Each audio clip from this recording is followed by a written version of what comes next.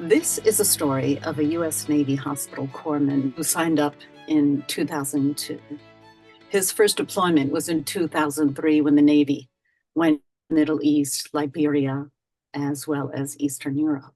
His next stop in this naval journey, Rob was stationed in a naval hospital in Japan for 2.5 years, which led him then to deciding it was time to separate himself from the Navy.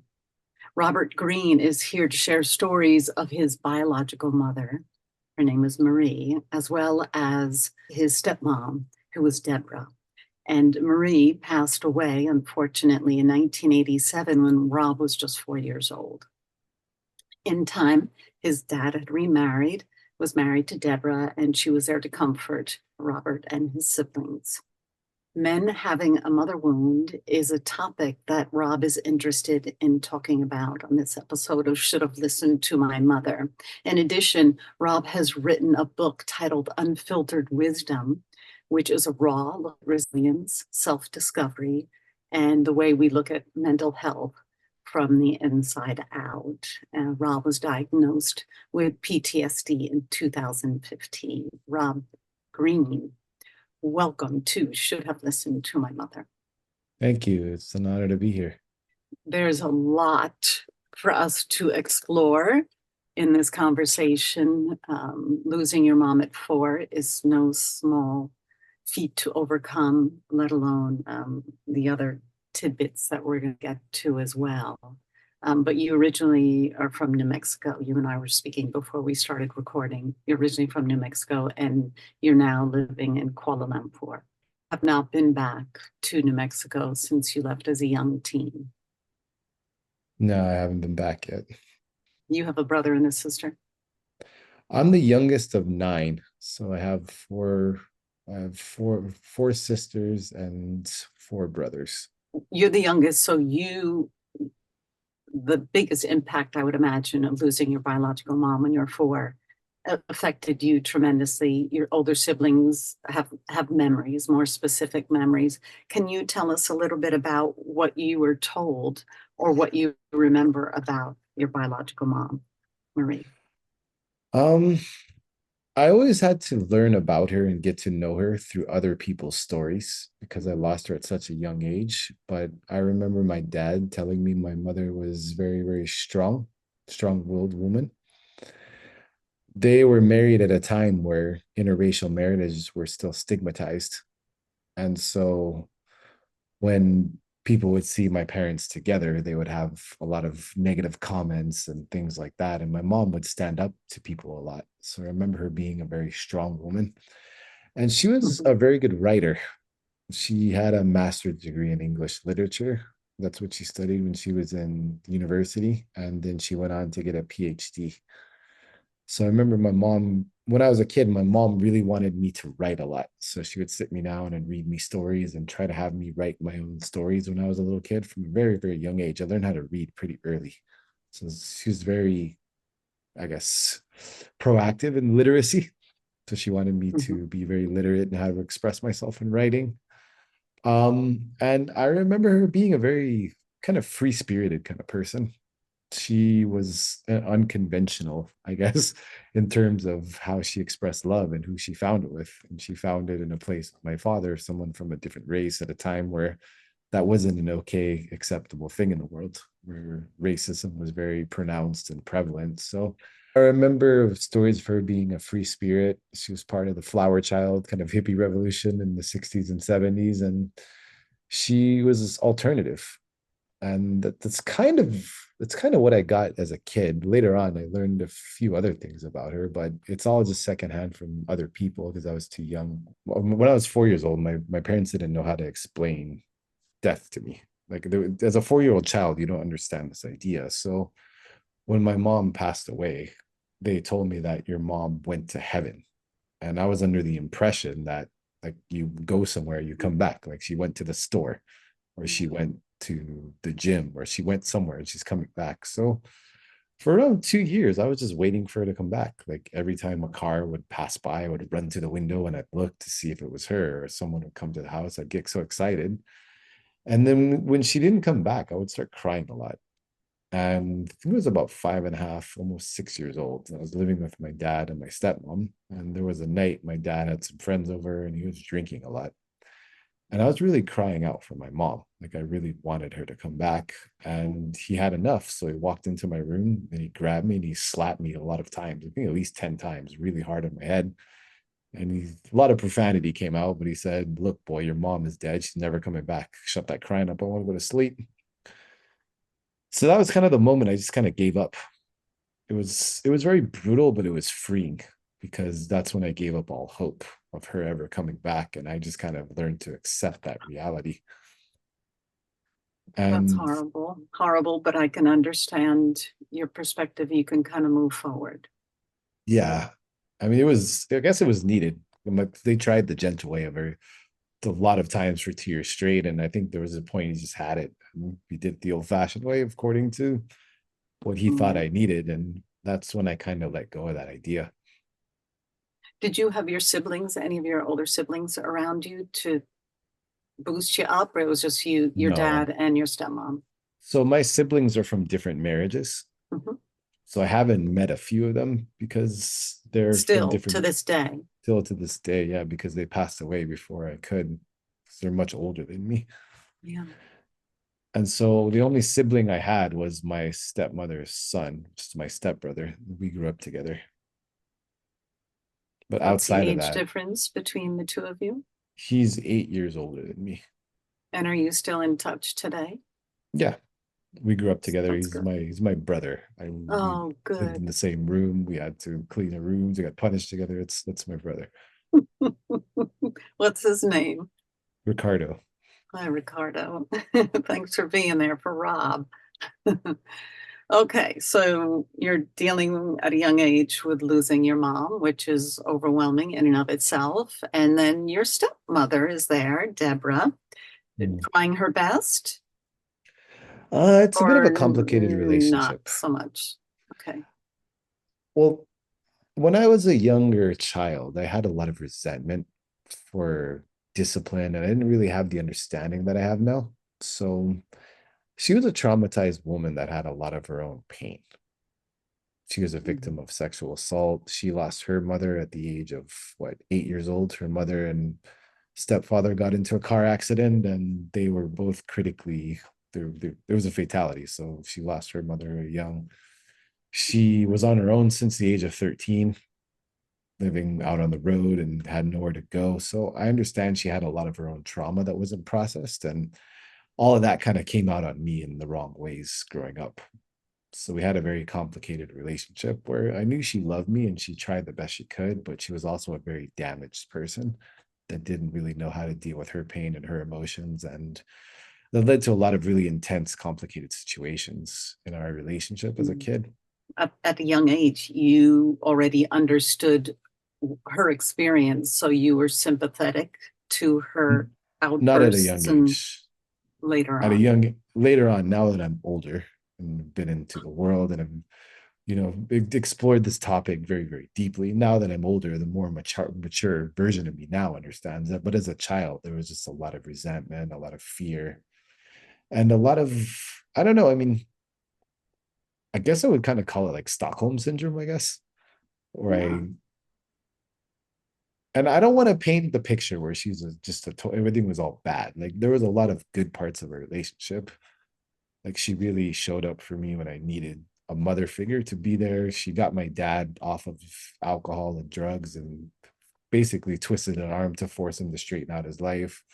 She's very active in my schooling. She was very active in my activities. Like she was a very, very So she present, was a committed mom, mother. right? She was a pretty good mom, She but was a she good had mom. her own issues, Exactly. right? It's In so hindsight, hard, you know. A mom is supposed to be perfect, yeah, but there's so many different shapes and sizes and dimensions of who, what, when, where, and why we are who we are. Um, yeah, did you ever run away? Did you want to get out of there, or yeah. it There was a, was so the thing I realize now as being older and really doing my own healing work and all these kind of things is that people only do what they know, not what they should. Yeah. Meaning if someone has a certain kind of attitude or experiences and something works for them or it worked on them, Mhm. they're going to go back to a default solution because they know it worked on them. So they'll think, oh, this might work on everybody else. This is my default solution for X situation. Yeah. So there was a time I was really acting out and I was being a bit rebellious. I think I was around 7.5, 8 years old. And there was a day my stepmom took me to a parking lot and she said, if you don't want to, behave and you don't want to be grateful and you don't want to get in line, then we don't need you. Get out of our car, get out of our life. And she kicked me out of her car. And I remember that I think she had the scare tactic, wanting it to have an adverse effect of me like being scared to lose a family and getting in line, but it had an adverse effect. So I was like, all right, fine, then I'm out of here. So I ran So you away and just, yeah, I was like, all right, well, this is family and I don't want it. I don't want any part of this. I don't need this. I'm better off on my own. So I just left. And then it took them about 6 hours to find me. So they I came was after you. They came looking. my stepbrother and Stuff. my dad Right. came to find me when she told them Uh-huh. what happened. And that was a huge argument that I had to sit through and all that. But again, broken people do broken things. Like if a man broke his leg in 10 paces, you can't expect him to be able to run perfectly. So if you're emotionally broken, your approach to life is also going to be broken in situations. And that happened in a lot of different cases in my childhood. Now, as a kid, there was a lot of resentment and, oh my God, how can you do that? And this victim kind of approach to it. But as an adult, looking back and being more mature, I realized that this is the default setting. This is what worked in her mind for her situations in her life. And she was trying to use that solution, though inappropriate. I understand why she did it. And after that, after the whole thing happened, we'd have these sports where we'd get along and then we wouldn't. And it was a roller coaster of a relationship with my stepmom. Mhm. What do you tell your young self, young Rob? What advice would you have for a child in that situation? I don't think you're as a child, the level of consciousness and understanding you have, I wouldn't be able to process the advice anyway if I could, right? It's kind of like trying to explain algebra. You were angry with the situation and you didn't understand it and you weren't getting what you needed to heal from losing your mom, let alone now having a stepmom who is trying her best, right? Yeah, I No, mean, am I wrong? I think for me, it was more of I didn't really grow up in an environment where we had healthy relationships and communication, and it was a completely dysfunctional family, to say the least. Right. And so for me, it was just escape. Like that's why I joined the military during 2001 after the Twin Tower attacks. I would rather be in the military risking my life than be at home. That's how I felt about home the whole time Right. growing up. I never felt safe ever. I can't wait till I can get out of here. Yeah, that was my attitude. And if I have to risk my life in the military, so be it. I'd rather do that than stay here another day. And so that was kind of just my attitude toward things. I just want to get out of here, get away, get away, get away, because there was so much trauma and so much negativity attached to what I had in my mind as a kid Yeah. that I didn't really understand anything that I understand now. So, I mean, to answer your question as best as I possibly could, sometimes you just have to wait until you get older to understand things because as a child you're not going to be able to if someone gives you the answer you wouldn't be able to understand it anyway. So do what you can now and figure it out later, I guess. Did you have a friend's home or anywhere to go where there was some sort of maternal love? Any hugs, any teachers, anybody, a crossing guard? I mean, this is the thing though, I don't want to paint this picture. There was times where things were good at I home. It was a understand. roller coaster effect, right? When it's good Yeah, it's really good, when it's bad it's super exactly. bad, and it would change multiple times a week, sometimes multiple times a day. Yeah. So, and as a kid, I was always like, okay, this is good now. How long is this going to last before things go crazy? That's why I was always on edge. Like, okay, it's good now. I better enjoy it for what it is because within maybe a few hours or a few days, things are going to go totally haywire again. Because you're always waiting for the other shoe to drop, right? You're Yeah, always waiting for basically. the next calamity or. That's very Yeah, unstable environment. So these mother wounds can stay with you a long time.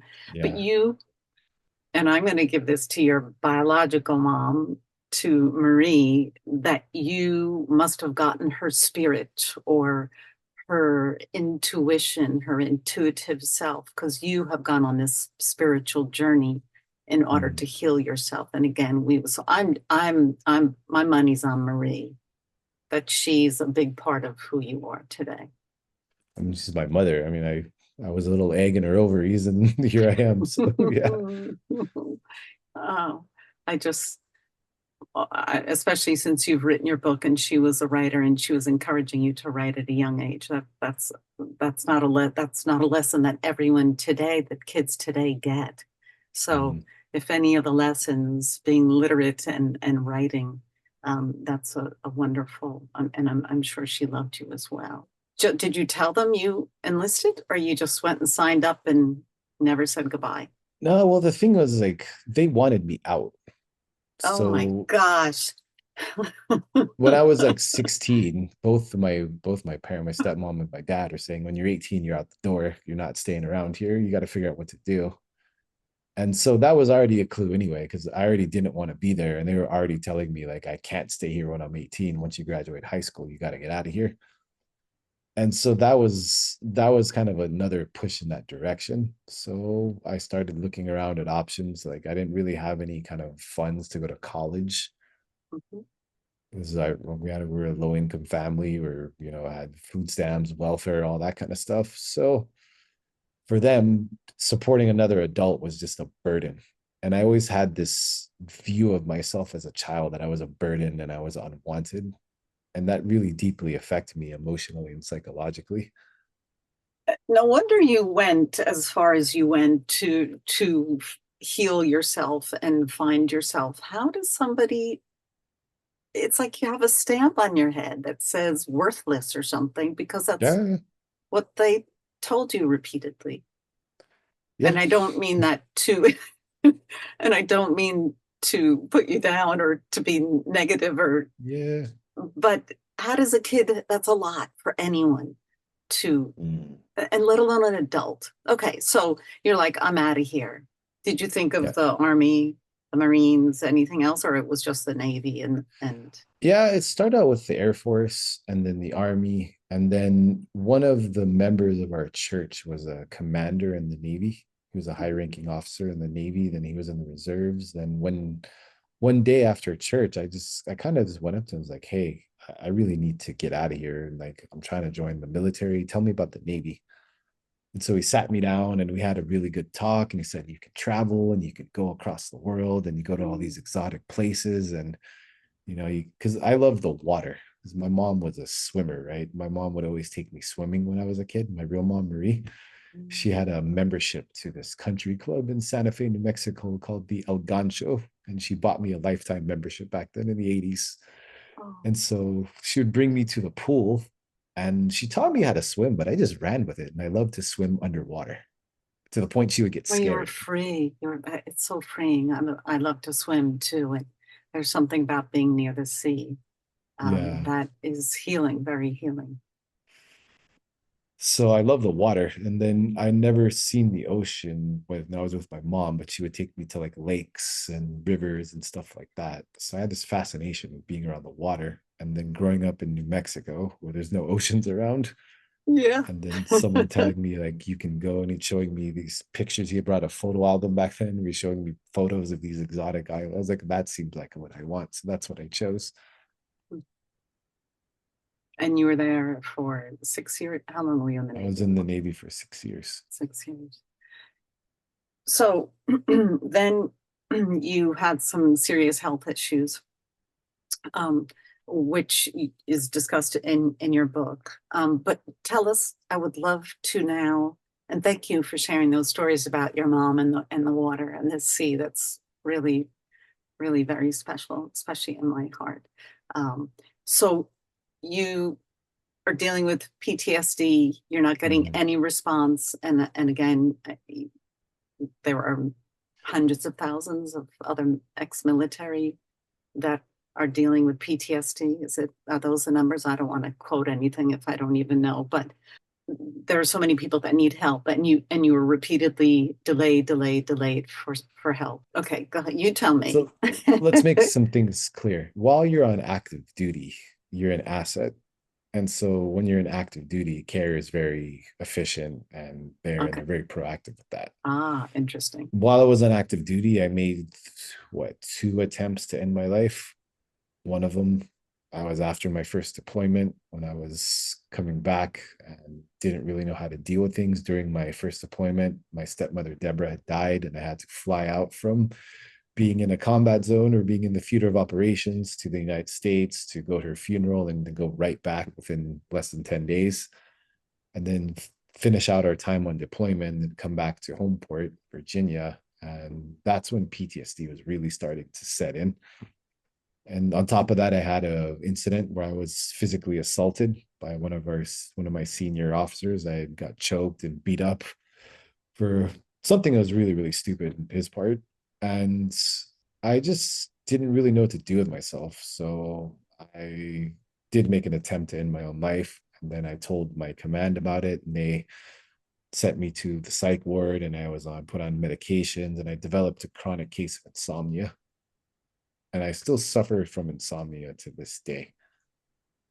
Sometimes I sleep maybe an hour a night or two. Sometimes I can sleep six. Like it's I don't have a consistent ability to sleep. This is very common in the military. Insomnia is kind of a normalized thing because you're in environments where you can't just sleep a full night. You're always on edge. You always have to be ready to wake up and spring into action, right? So while you're in the military on active duty, care is very efficient. Now, when you get out of the military as a veteran and you have mental health issues and you try to get help, the statistics show that there's an average of 22 veterans a day that we lose to suicide. And it's largely because of mental health issues.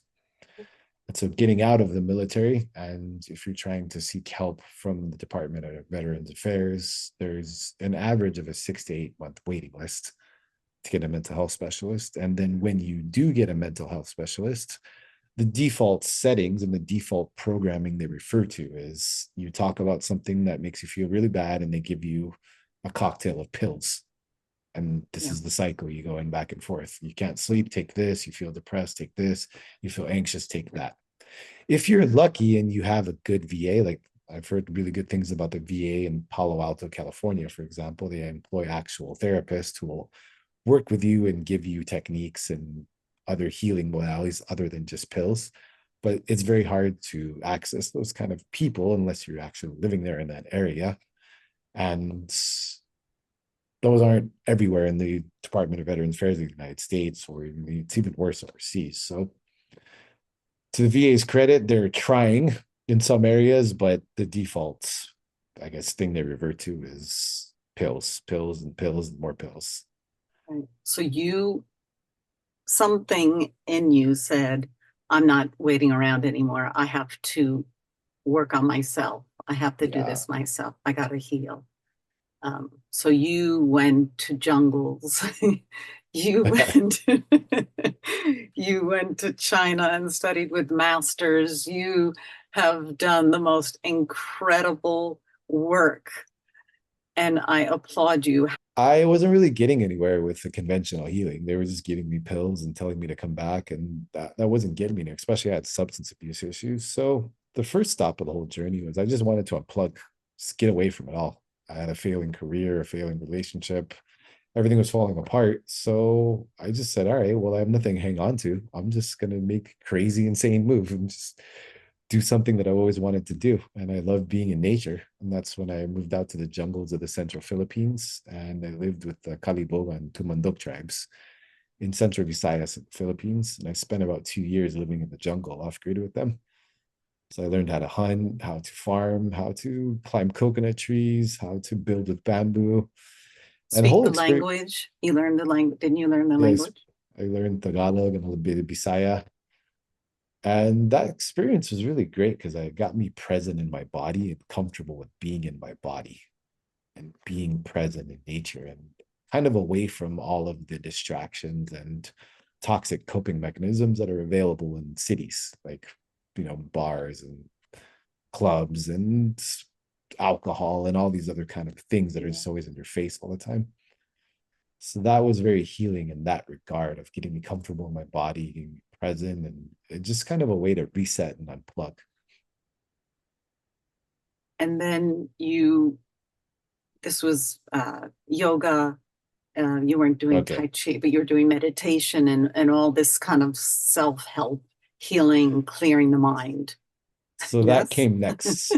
So after 2 years of being in the jungle, I realized I needed to take my practice deeper. So I decided to go study yoga in India. So I hired a caretaker to look after my place. And I went to the foothills of the Himalayas in the city of Rishikesh in the Uttarakhand province in India. And I studied yoga with a Vedic Hindu monk.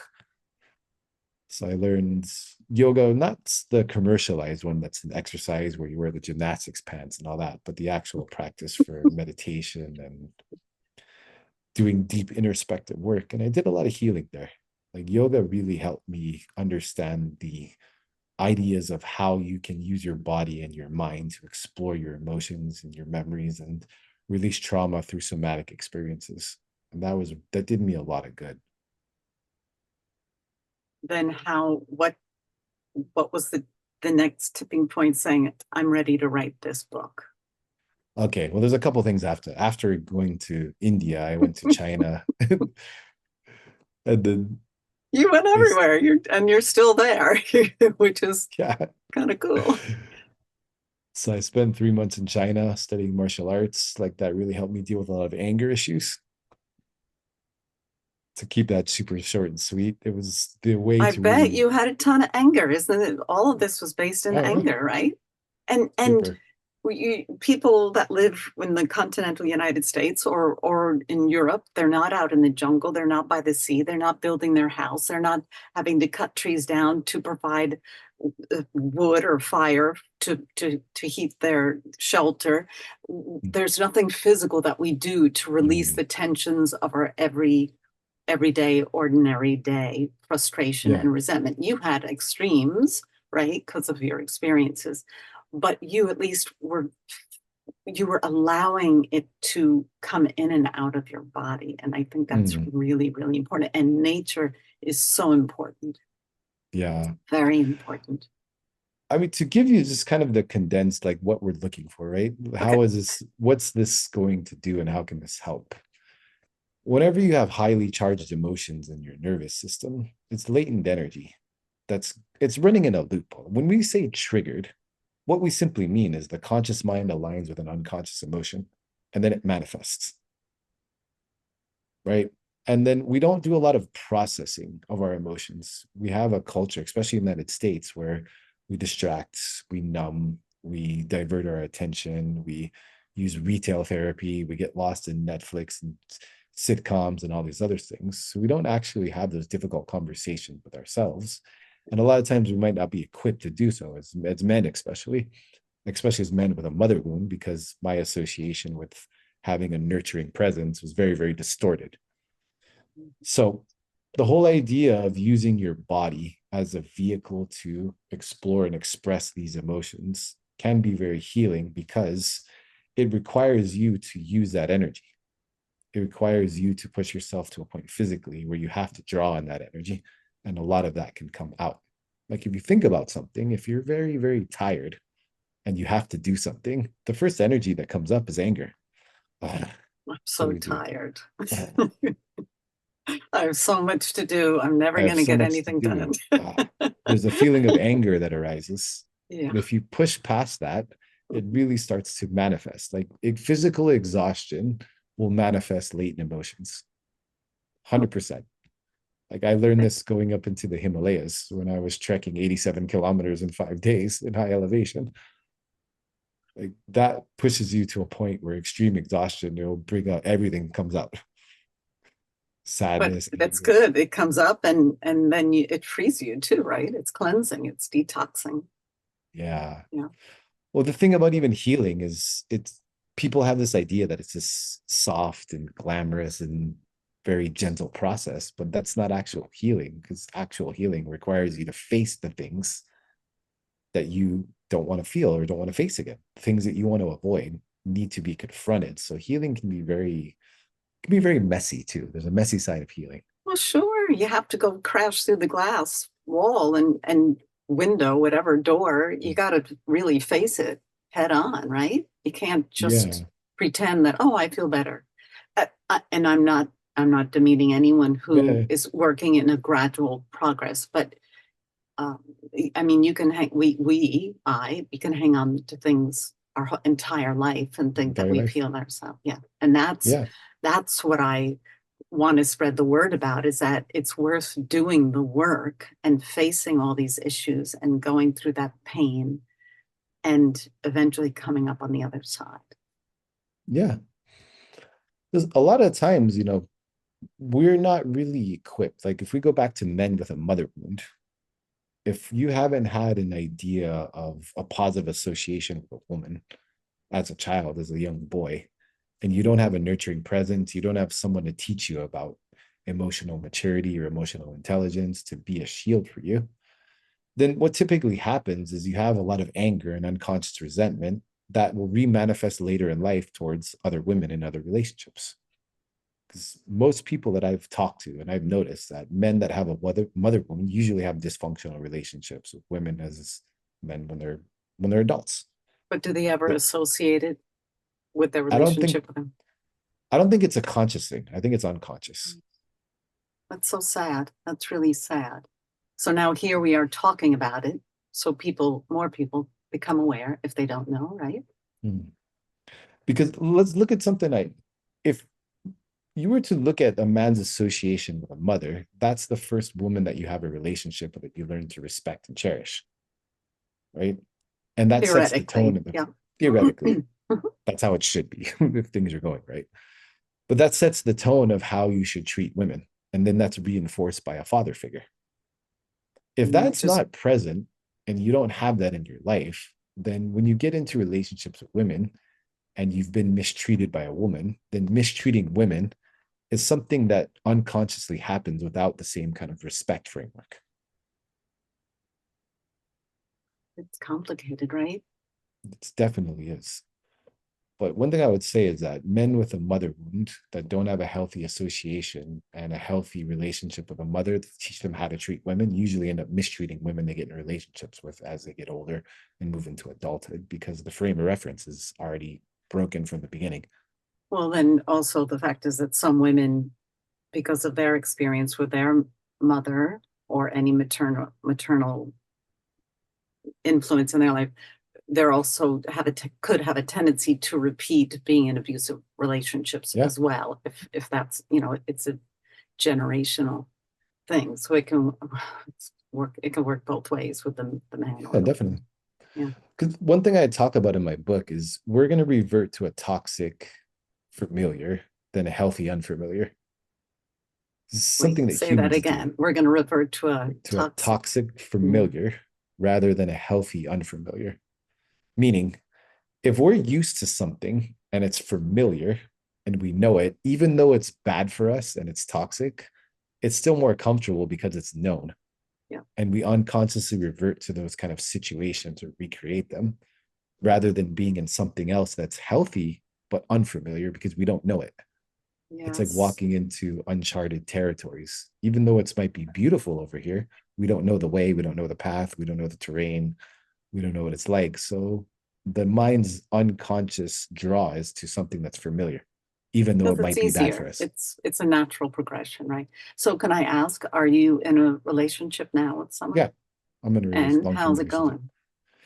In the beginning, there was a lot of patience that was needed with me, and God bless her heart for giving me that. And I've grown a lot since our relationship has progressed. Mhm. But now I'm in a very healthy relationship, and I'm with my best friend. Oh, We're like childhood best friends, and oh, that's we so have great cool. conversations, and we resolve conflicts very quickly, and we've grown a lot together. So I'm Oh, very, that's very happy with the wonderful. I'm relationship I'm in now. so happy to hear that.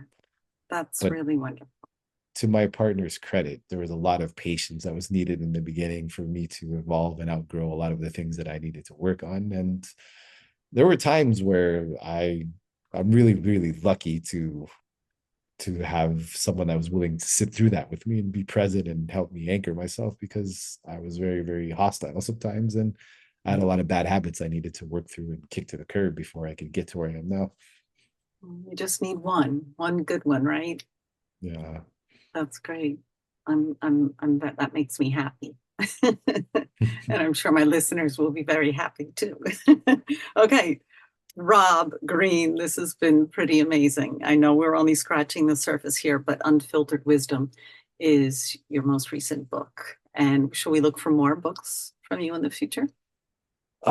Maybe. Writing Okay. a book is it's a very tedious task. Well, It's especially this one was probably pretty emotional and complicated, is, it's a it, word we've overused, but yeah, I think, well, this one, I mean, I'm not even selling it. I'm giving it away for free. If you go to my website, okay. unfiltered-wisdom.com, and there's a section called the book, and you just put your email address in there, and the book is totally free, because I want any and Thank you. everybody to have access to this if you're going through something and you really want to explore alternatives. And I don't want any barriers to be there. So the book is totally free, and I want to share this with as many people as I can.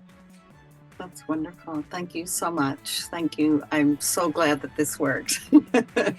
We will keep in touch, I hope. I think that would be Yeah, wonderful. definitely. I would love that. And if I ever come to Kuala Lumpur, I'll ring you up. Okay. Thank you.